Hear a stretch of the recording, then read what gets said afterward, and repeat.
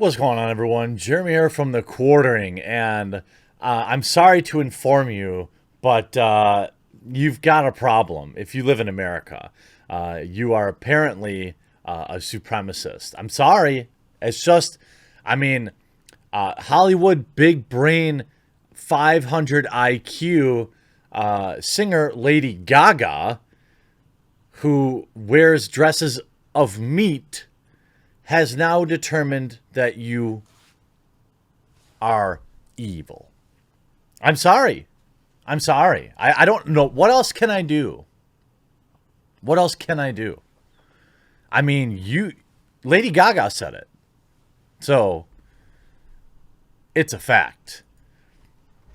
Lady Gaga, every American drinks the poison that is white supremacy. Said by somebody who's worth $100 million, and really idiotic Hollywood person saying something idiotic isn't that exciting to me anymore. But this does allow me to talk about an article which I saw that is actually helpful. It's about luxury beliefs and why a lot of these Hollywood people. So we're going to talk about that too. We're going to make fun of Lady Gaga's idiocy, but then we're going to learn something together. Lady Gaga says every American from birth drinks the poison that is white supremacy. The Rain on Me singer talked about systemic racism and celebrity activism in an interview with Billboard for its latest issue. I'm in the process of learning and unlearning things I've been taught my whole life. The 34 multi-millionaire, super elitist, super privileged star who was born Stefani Germanotta told the magazine. When you're born in this country, we all drink the poison that is white supremacy. No, we don't. No, we don't. This is one of the dumbest things I've ever seen a Hollywood idiot say. I'm so sick of this. What it really is, quite honestly, this kind of talk fuels. It's like Hollywood loves this like anti-white rhetoric. Essentially, that's what it is. You know, it's white people, white millionaires talking about how terrible white people are. That's what Hollywood is. And now we don't have enough of them, so we're importing people like Trevor Noah and making him a 100 millionaire so he can talk about how bad white people are. Are there bad white people? Of course, but that's true of all colors. But Hollywood, it's such a safe, it's a luxury. We're going to talk about the luxury belief. The New York native said social justice is not just a literacy, it's a lifestyle. Well, yeah, for somebody with infinite money, it gets even more hilarious.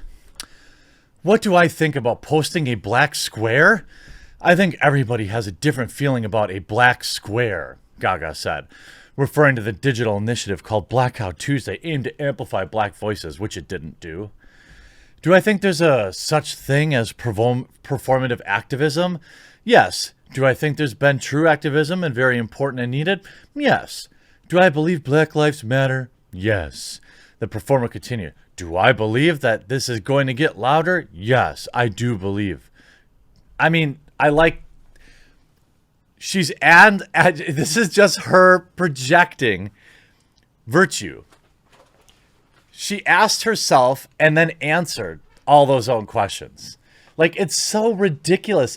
You don't have to do anything to say something or change your social media icons. It does nothing. Why don't you redistribute some of that wealth to neighborhoods that need it, Lady Gaga?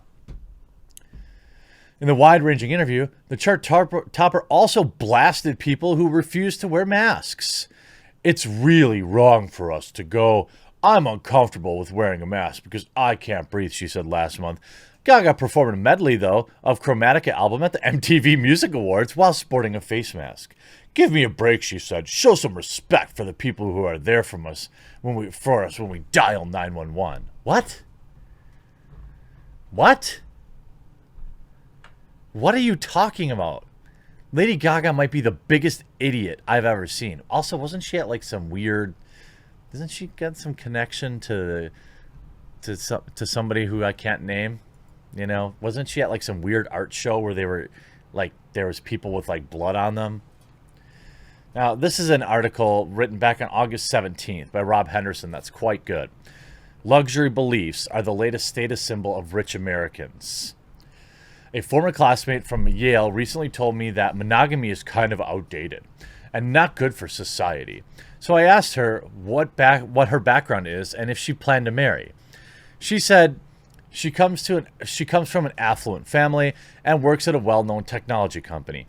Yes, she personally intends to have a monogamous relationship, but quickly added that marriage shouldn't have to be for everybody. She was raised by a traditional family. She planned on having a traditional family, but she maintained that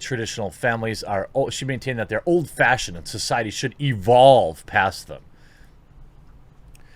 What could explain this? In the past, upper-class Americans used to display social status with luxury goods. Today, they do it with luxury beliefs. People care a lot about social status. In fact, research indicates that respect and admiration from our peers is even more important than money for our sense of well-being. Not for me. We feel pressure to display our status in new ways. This is the fashionable clothing always changes, but as trendy clothes and other products become more accessible and affordable, there's increasingly less status attached to luxury goods. The upper classes have found a clever solution to the problem, though: luxury beliefs. These are ideas or opinions that confer status on the rich at very little cost, while taking a toll on the lower class. One example of a luxury belief is that all family structures are equal. This is not true. Evidence is clear that families with two married parents are the most beneficial for young children. And yet, affluent, educated people raised by two married parents are more likely than others to believe monogamy is outdated, marriage is a sham, or that all families are the same. Relaxed attitudes about marriage trickled down to the working class and the poor. In the 1960s, marriage rates between upper class and lower class Americans were nearly identical. But during this time, affluent Americans loosened social norms, expressing skepticism about marriage and monogamy. This luxury belief contributed to the erosion of the family. Today, the marriage rates of affluent Americans are nearly the same as they were in the 60s, but working class families are far less to get married. Think about that. Furthermore, out-of-wedlock birth rates are more than 10 times higher than they were in the 60s, mostly among poor and working class. Affluent people seldom have kids out of wedlock, but they are more likely than others to express the luxury belief that doing so is of no consequence. Virtue signaling actively damages people, damages society.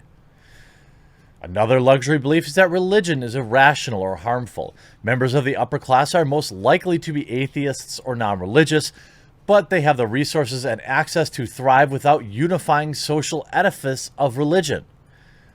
Places of worship are also often essential for social fabric in poor communities. Denigrating the importance of religion harms the poor.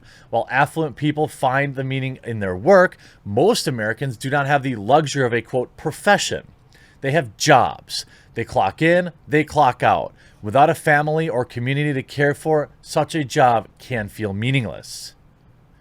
There's a luxury belief that individual decisions don't matter as much as compared to the random social forces, including luck. The belief is more common among many of my peers at Yale and Cambridge than the kids I grew up with in foster care or women and men I served with in the military. The key message is that the outcomes of your life are beyond your control. The idea works to benefit the upper class and harms ordinary people. It's common to see students at prestigious universities work ceaselessly and then downplay the importance of tenacity. They perform an aw shucks routine to suggest that they just got lucky rather than accept credit for their efforts. This message is damaging. If disadvantaged people believe random chance is a key factor for success, they will be less likely to strive. White privilege is a luxury belief that took me the longest to understand because I grew up around poor whites. That's such a funny thing about how, the overwhelming majority of homeless people are white men, but tell me more about white male privilege. Often, members of the upper class claim that racial disparities stem from an inherent advantage held by whites, yet Asian Americans are more educated, have higher earnings, and live longer than whites. Affluent whites are the most enthusiastic about the idea of white privilege, yet they are the least likely to incur any cost for promoting it. Rather, they raise their social standing by talking about their privilege. In other words, upper-class whites gain status by talking about their high status. When laws are enacted to combat white privilege, it won't be the privileged whites who are harmed. Poor whites will bear the brunt. And I won't read the rest of the article. There's a couple paragraphs left that are worth reading. I never mind shouting out actual good article, even though New York Post generally, isn't a great source. This is a good article. And that's exactly what this is. If you want to understand Hollywood virtue signaling, it's about luxury beliefs. It's a weird way of them. It's like a humble brag almost. I'm so powerful and so awesome, but everyone else has something wrong with them that needs to get fixed, and they'll never pay the price. It's everyone else who will. I hope you enjoyed this video. We'll talk to you again real soon.